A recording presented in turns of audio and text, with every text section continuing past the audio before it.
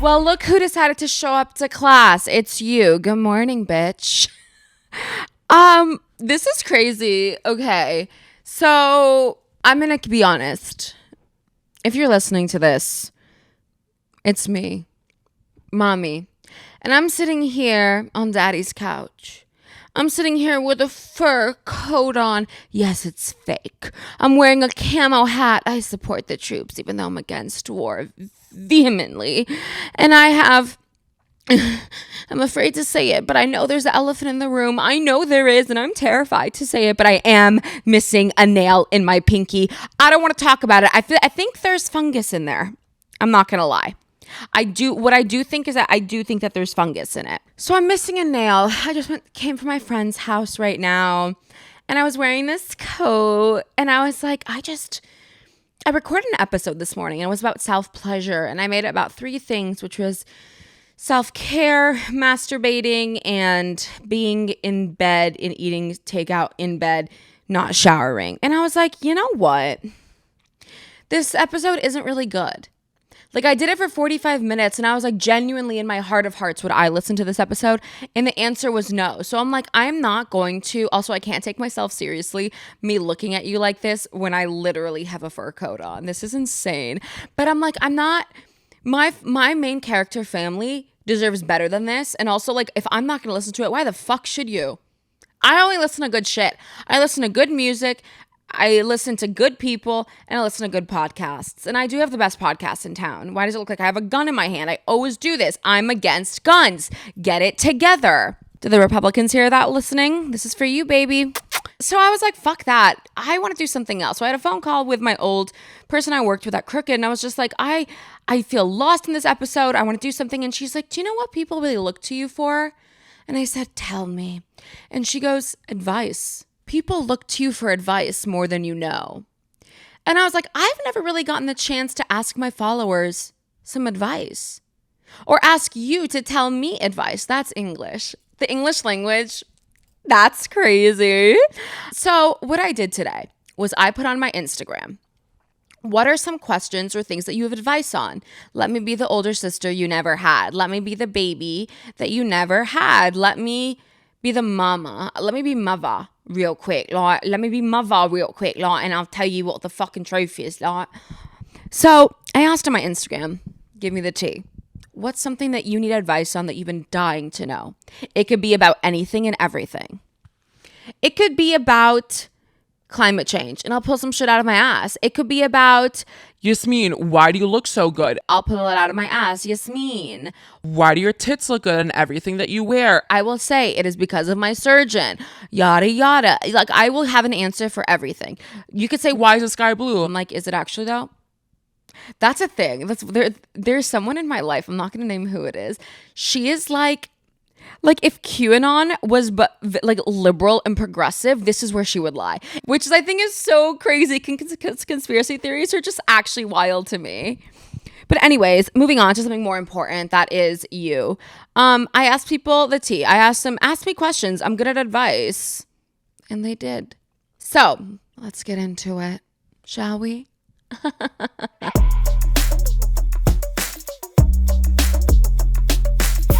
Class, it's time for session. This is not sponsored by anything. This episode's not sponsored by anything but yours truly. Classes in session. Remember, if you're listening or watching this podcast, posture up, eyes open. Unless you're driving. I love it when you drive with your eyes closed. Keep driving with your eyes closed, baby, and just listen to me. Take notes, because I'm good at advice. If there's something that's a problem with you, you can always ask it to me. Go into my DMs, slide into my DMs, ask me for advice. I'm happy to give it to you. So let's start off strong, shall we? Damn, y'all really went crazy with this. There's so many of them. Also, I can't get over my pinky right now, the fungus. Okay. All right. First question out of the gate. This is Lovegate. Lovegate, not Watergate. The question is, how do I love myself? Girl. Honey. I'll give you like a little fun flirty answer, and then I'll keep it real with you. And oh my God, I sound like a fucking preacher. But like, the fact that you're even alive, the fact that you were born, like when two people fuck, or like when you're made in a lab. I was IVF. Like the fact that semen in sperm went all the way to the egg. There's millions of them just swimming like this, just swimming up into to go into the egg to try to catch that egg. For you to be born is so rare. And the fact that out of all the little spermies in the entire world, that little spermie hit that egg and that egg became you, like that is damn special. And I think like whenever you feel like you're in doubt about yourself and insecure with who you are and you feel like you can't love yourself or there's no reason to love you, just remember that you are one in a fucking million. Quite literally one in a million. Like you could have not been born. You could have actually not been born. And the world is so lucky to have you. I think actually starting off with affirmations every morning, I know that sounds so Gwyneth Paltrow goop core, which makes me want to throw up, but I can't take myself seriously in this fucking fur coat. But look in the mirror every morning. Tell yourself 3 affirmations. And I really want to say do 1 physical, then 2 internal. For example, I'll do one right now with you. Because I know I put on a facade that like I'm so confident. I'm so good at what I do, blah, blah, but like I'm an insecure bitch too. And I think it's a lie to say that you're not insecure. Everyone's insecure and everyone's trying to learn how to love themselves constantly. It's an uphill battle. But for me, like right now, just look at the camera and say, hi, I'm Yasmin. Say your name too. Hi, I'm blank, whatever your name may be. I love my smile. I love the way I make others feel. And I love the way I love. And you don't need to get into it. You don't even need to have like a debrief with yourself. Just starting off with 3 things and verbally saying it out loud while you're looking at yourself really makes a difference because there's something in your brain that says, oh, if I put this out in the universe, then I will believe it. And sometimes it may start off as a lie where you have to lie to yourself to pretend to love yourself. But the more you say it, the more you're likely to believe it. I think you're special. I think every single person's a main character. That's the whole point I did this fucking show, was to make you, the viewer, the listener, the watcher, make you feel like you're the main character because fuck it, you are. Romanticize every single thing in your life. And if you don't love yourself, that's okay. It takes time. But I implore you to ask yourself why. And I encourage you to give yourself love, even if you're faking it, because it feels nice to be loved, especially by yourself. You're loved. Period. Point blank, bitch. Next question. Okay, T. I hate my fashion right now and don't know where to start on a style revamp. Help. Honey. Oh, God. Who do you look up to in fashion? Don't say me. Don't say me too quickly, okay? But actually, who do you look up to in fashion? Or what are some things that you like about your body that you want to accentuate? If it's your legs, maybe wear something that accentuates your legs more. If you like showing off your shoulders, maybe wear a shirt or something that shows off the shoulders a little bit more. If you like accessories and always being blinged out a little bit, wear chunkier jewelry. I think make a fucking Pinterest board of different styles that you like. And I don't think you need to go to like Aritzia or like to one of these big stores and just shop and like buy a new closet. See what you already have, what's long term. And I think basics, you can never have too many basics. I think a black tank top, black t-shirt, white tank top, white t-shirt, dark pair of blue jeans, light pair of blue jeans, like some cute black shoes, like, and like a nice hat, and like you have the core, you have the seed planted for the outfit. Now it's time to revamp it. We're getting into winter and autumn time. It's time for a coat. Right now I'm wearing a black tank top and blue jeans. That is it. Some Sambas and that's that. Like, is it fashion? No. But what makes it fashion is that I have the coat with it. I'm not wearing any makeup. I didn't even brush my hair today. I haven't even put on deodorant. What it is you're wearing something that kind of gives you that oomph. I like being above and beyond. I like the extra bullshit. So obviously I'm in a fur coat and a hat. They contrast each other, but that's what makes it so good. I think figure out colors that really accentuate and colors that you like. If you have like green eyes, go for like reddish colors. Go for something that makes your eyes pop. Like if you have Addison Rae mom eyes, like that are blue. Also, everyone with blue eyes look like a Siberian husky with blue eyes. Does that make sense? But like show off those eyes. Like do things, try out new styles. And like you might not like the things that you're wearing, but if you don't wear it, you'll never actually know. So that's that. Okay. In a crisis when the news is less than trustworthy, where/how do you look for unbiased sources? Oof, timely is what I'll say about that one. When I was younger, my parents used to not make us. That sounds like a fucking abusive, like, you have to watch this. I put the fake gun that I have in my hand. Once again, I'm anti-gun, but I used to watch Fox News with my parents and CNN. I then would put on Rachel Maddow on MSNBC and watch that. I used to watch Larry King Live. I watched Pierce Morgan. I watched Anderson Cooper 360. I watched, actually, I rarely watched Hannity, and like Tucker Carlson wasn't there back then. But I think it's important to diversify what you watch, because if you live in an echo chamber in a bubble of constant, like I'm very liberal. I'm very progressive. I'm very to the left. And I think that's a blessing and a curse if you only listen to things that's in the left, because you don't actually get the background of what else is going on in the world. Just like if you're only listening to things on the right, you live in an echo chamber. So in regards to right now and like things going on throughout the world or what's going on in our country and overseas, I think listen to people on the ground. I think with what's going on, listen to the people that are risking their lives on the ground. Listen to local journalists. Once again, if it's just overseas or if it's like in your city of LA or like city of New York, listen to the politicians and listen to the grassroots organizers who are on the ground actually trying to make change and not just doing it for physical or like social appearances. I think that's the number one thing. And I also say if you're trying to get newsworthy and trustworthy news, ask people you rely on that you look up to for information that you know is unbiased. And I'm going to keep it real. Like everything in life is biased. Like if you say there's no bias, like that's a lie. Like just like I'm my parents' favorite kid. That's unbiased. I'm kidding. I'm not. My brother and sister are the favorites too. But no, like they're the favorites. But I think reach out to people that you trust or to have dialogue with as well, to ask questions and not be afraid to. But I think the most important thing is look at the people who are on the ground doing the work and see what's happening on the ground. That is the most important thing, because CNN, Fox News, MSNBC, everything's run by the big man. Everything's run by the big man. Who the big man is, I have no idea. They're probably some old rich white guy like living in fucking Austin, Texas. Like those are the people who are running all these companies, whether it's from the left or the right. So I think that's important. I hope that helps. Okay, another question. Oh, I like this. At this point, I'm thinking of a matchmaker. Is that reasonable at 30? You're 30. You're 30 years old. Your balls dropped literally yesterday. Your period just happened this morning. Like you are actually so young.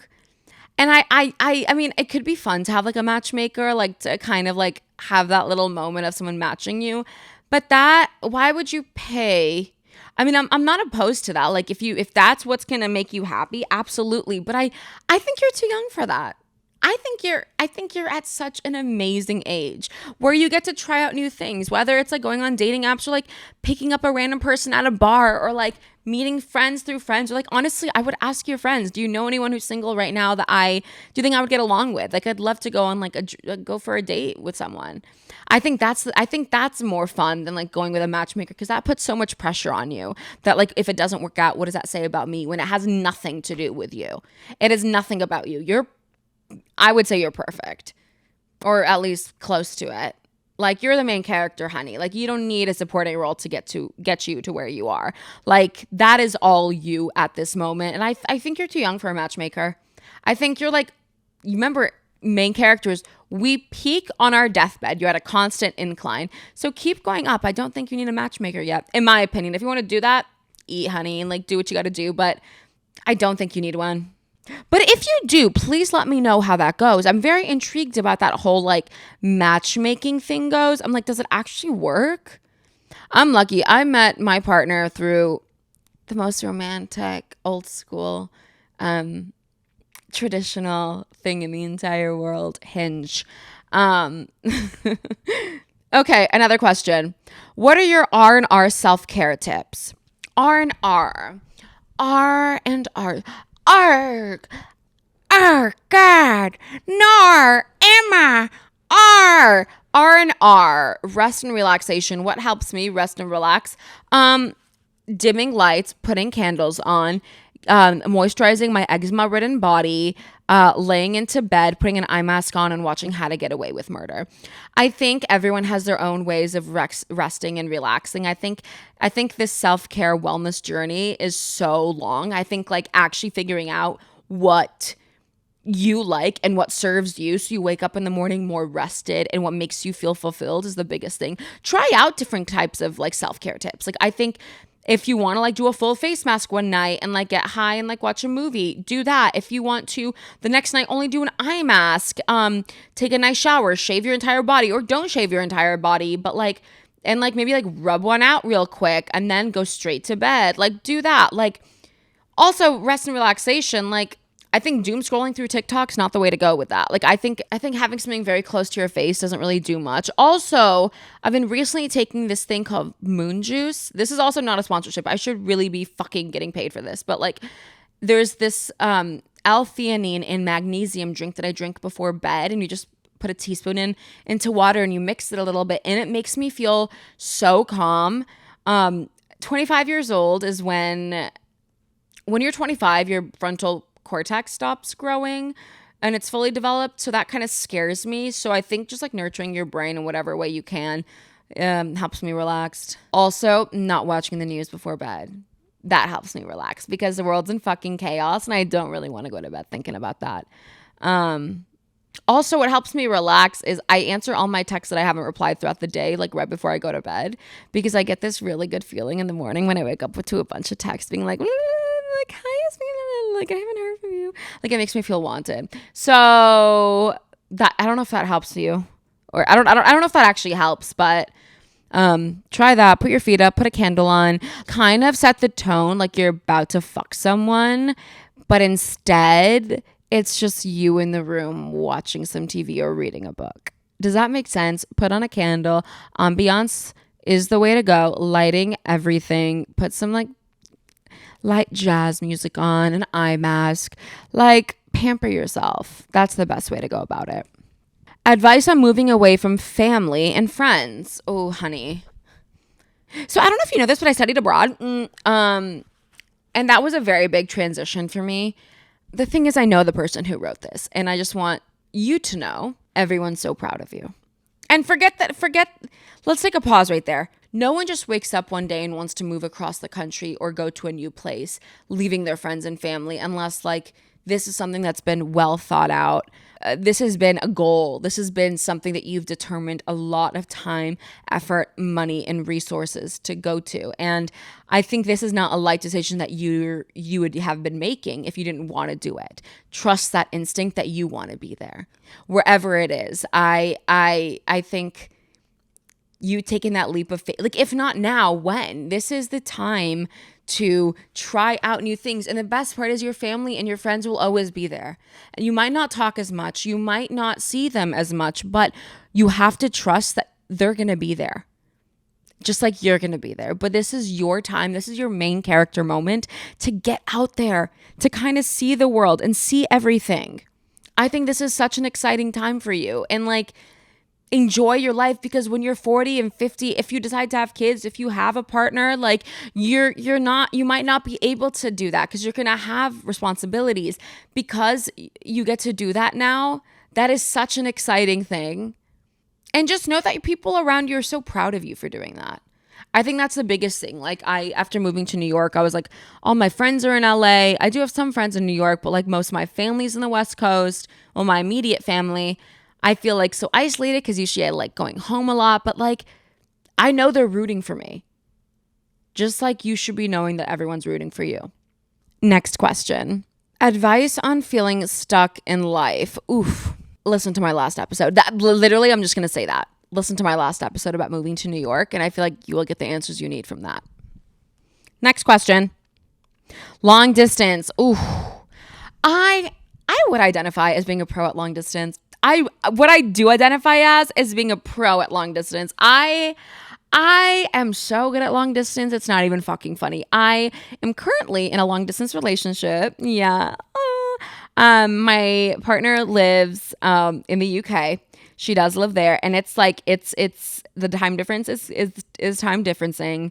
And I'm actually thinking about doing an episode on our long distance relationship, and like I know I'm not the only one going through it. And it's hard, but it's all the more worth it. And also I have long distance relationships with my best friend, like, and my friends in the UK as well, and my family in Lebanon. Like, those long distance relationships are so important. And I feel like all because these people are not in your life, in your everyday life, and you don't have the access to just go down the street to their house, or you can call them, but the time difference, they're 8 hours ahead, 5 hours ahead, doesn't even matter. I feel like always making it clear that they're loved and that you're there is the most important thing, because they'll give it back to you. Obviously, if it's a healthy relationship, friendship, familial, romantic, always making it clear that you're there and making time. I think relationships are it's so important to be intentional with your relationships. And the older you get, the more intentional you become, because you have less time. So with that, you need to be very specific with who you want in your life and who you want to make time for. And I feel like if it just so happens to be that you're in long distance relationships, make time for that. Give them care, give them love. It's important. Have FaceTime catch-ups. And if it is your romantic partner, always make time for them, in my opinion, daily. In my opinion. Some people go days without talking to their partner. I don't know how the fuck you do that. Good luck. I would rather die than not talk to my girlfriend every day. And my best friends. But it's important. It's important to make time for them. And it's important that they make time for you, and always making sure that you're there. Oh, this question.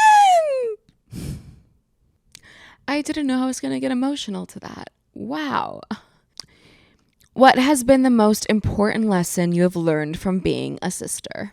I would say being a sister is the greatest gift that has ever happened to me.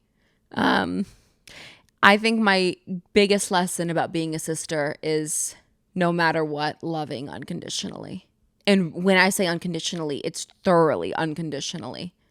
I think being the older sister, it teaches you a lot, because I feel like you're the test or guinea pig. You are. Like, if your parents fuck up with you, they know what to do with the next. Like, and obviously, like, parents have no rule book, but I think about being a sister, it's kind of seeing, like, I have a brother and a sister, and it's kind of like seeing like little Yasmines like running around fucking up in life, making incredible connections in life, having joy in life, messing up and building it back up again. And like, kind of, you have to let them live without judgment. Because like, I feel like as an older sister, you're kind of like, well, I wouldn't do that. Well, that's something that I just wouldn't do. Or like, if I want to give like my sister or my brother advice, like, take it from me, don't do that. But I also feel like in some fucked up way, like, they have to make that mistake themselves for them to learn, whatever it may be. And like, they have to have those lived experiences, because it makes it like, that's what life's about. It's about living. And I think also my biggest lesson is watching two people you love with every fiber of your being, just living and doing what they do, and just living life is just such a joy. I think also, once again, making it clear you love them unconditionally. We don't tell people enough that we love them when we love them, and giving them their flowers when they deserve it. So my biggest lesson is loving them unconditionally. And like, I finally know what unconditional means because of them. All right, next question. Oh, damn. Okay. How do you handle constant rejection from the industry? Bitch, you just got to keep going. Bradley Cooper once told me this. That sentence coming out of my mouth. Bradley Cooper once told me this. He said, when you see the people in Hollywood, it could be Angelina Jolie, Margot Robbie, Viola Davis, Viola Davis, I believe, is one of the best actors of all time. But all of these people who you see in Hollywood, they are not the most talented, but they are the ones who didn't give up. And I think having that in the back of my mind, because I'm like as an actor, as a podcaster, as an artist in general, as a creative, or honestly in any field, you're going to be handed rejections. This is the industry of no's. It's not the industries of yeses. Like, and you're gonna be given 100 no's, thousands of no's before you get one fucking yes. But the person that you need to be constantly reminding yourself that this is worth it is yourself. Genuinely, it's just feeling affirmed in yourself and being like, I'm worth it. I feel like it's like the Maybelline, like, I'm worth it. Do you know what I mean? Next question. How do you deal with roommate drama? Shit. First and foremost, I would say reflect. What is the dilemma and drama about? What is it, something that is really bad and offensive that you need to immediately have a conversation with? Or is it something that you can take a pause, take a beat, which every white person loves to say, let me take a beat and figure out, how do I approach the situation? And number one rule is don't get hostile. Like, don't be like, well, I just feel like blah, blah, blah. No, be like, hey, can we have a conversation? And I think make time for this dialogue. And I think once you make time for it and discuss it with this person and come at it as a place with, we're both cohabiting together, I think there's certain expectations that need to be upheld, or it hurt my feelings when this was said or this was done, or I feel like you're not being like this, because chances are they may be feeling the same way about you. And so I think having that open dialogue and open communication can really help make things better. And if it doesn't get better, then you have to reevaluate if you think that you can sustainably live with this person. But before you make any like rash decisions, I think the number one thing is to have an important dialogue with them. This one, Yasmin, how do I get rich like you? Popping pussy, making my arch back like that, and selling on Depop. No, I don't know. I'm wearing a fur coat, but it's fake, and I got it at Zara for like $50. I don't know if this gives rich. I also don't think rich is actually money anymore. I think rich is the vibe. Is the vibe rich, or is it not giving? Does that make sense? Next question. How do you stay consistent with working out? Wow. I used to hate working out. I viewed working out with hating my body, wanting to get skinny.